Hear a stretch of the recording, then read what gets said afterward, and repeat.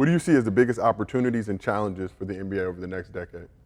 I think the whole media space is really funky, right? That social media is more of a connection to fans.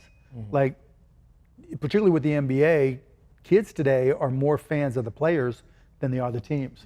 Like when we grew up, you're a Lakers fan, right? I'm a Steelers fan, I'm a Pirates fan, all Pittsburgh teams, right? Now it's just like you see Steph, and Steph comes to town, and there's a ton of kids with Steph jerseys on.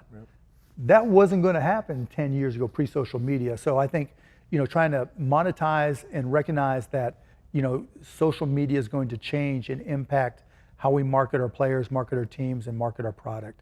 I think the fact that private equity is buying into so many teams, I think is a problem because, for the first 20 years that I was an owner, I and other owners too would be pushing that fan experience, make it affordable.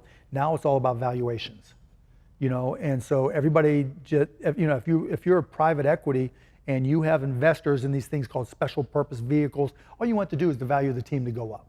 And if you're trying to just jack up ticket prices, jack up costs, jack up merchandise sales, that's not necessarily best for fans, and so I think fans are getting priced out. So I think that's an issue. I think, the ultimate business question for the NBA is how will our games impact streaming subscriptions for our new streaming partners? Because one of the reasons these numbers went up so high is Peacock streaming, I think it was them, they did a deal with the NFL, like one special deal for like a playoff game, and got like a zillion new subscribers. I was one of them. Right, and everybody is betting that's what's going to happen. If there's a lot of churn or we don't get those subscriptions for those partners, it's going to be tough for them right? And so I think that's a big issue. But in terms of the players themselves, the NBA is in good hands. In terms of the quality of the game, the NBA is in good shape. In terms of taking it to Europe, like, I think for the whole time I was there, I was like, why are we giving our best players to the Olympics so that Comcast can make a shit ton of money and the Olympic Committee can make, because the NBA players were for the Summer Olympics, the NBA players were the draw, right? Why are we giving it free? Why don't we create our own World Cup and do like soccer did, right? For the Olympics, 23 and under, great. But let's play Slovenia against, all the different countries and own it. It would be enormous. It would be the biggest basketball event ever. And David Stern and then Adam were like, that's not our deal with FIBA and we can't do it. And I think, now they're trying to put teams in Europe to find a new way to raise revenues and margins and everything. And I think it'll do okay, but they're missing the big opportunity. So nowadays fans are super critical of all the threes that teams are taking. But I just hear you talk about how you guys. No, I think the game's beautiful right now, right? Okay. Everybody can do everything. And it wasn't like that. Like when you were playing, like there was always one dude that the star didn't have to guard, right? This is Gil's guy, right? Go for it, right? It's not like that anymore. Everybody's either going to cut to the rim for a lob if you're either going to be a threat there or you're going to take a three. And so, you're seeing more bigs now that are versatile than you've ever seen before. You're seeing, guys who can take threes, but you're also seeing teams trying to take the three away, right? So you're seeing more mid-range from, KD, right? Kawhi, the guys who are great at mid-range, but now it's back. Shea, Brunson. Yeah, Brunson. I mean, the idea even 4 or 5 years ago of pulling up at the elbow and taking a shot, might have been pulled. Yeah, it just doesn't work. But now if you can hit 60% from mid-range, that's better than shooting threes. And so I don't have a problem with the threes because that opens up the mid-range, that opens up the lob, and you got to be able to make them, And so if you can't make a three, you're not going to be able to take them. So I don't got a problem with all the threes at all. But it goes with the same theory that I was using when there was always those teams that had that just defensive player on the team.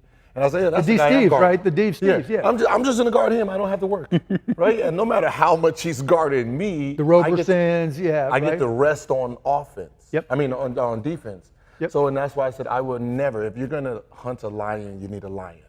So to stop Curry, you need someone who's gonna shoot just as much to make him run around. Right, you got to make him run, right, or you're going to hunt him, right, Yep. and make him go through a screen and put him, and which means you got to have somebody that he's going to end up guarding. It's not like, okay, he's guarding the point, Yeah. you know. If you can't, then he's just going to switch, or they're going to pre-switch, right? And so whoever he switches on to has got to be able to do something. Yep. And that's where the game's changed a lot.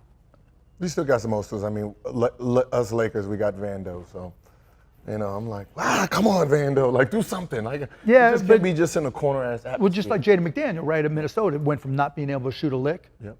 to knocking down a three. So, but Vando always hits like 5 out of 7 threes against us, man. Oh, he does? Yeah. Oh, he kills us. He gets to work. But let's talk a little bit just more about you. So when you bought the Mavs in 2000, teams hadn't been to the playoffs since Long 1990. Years of mediocrity, right?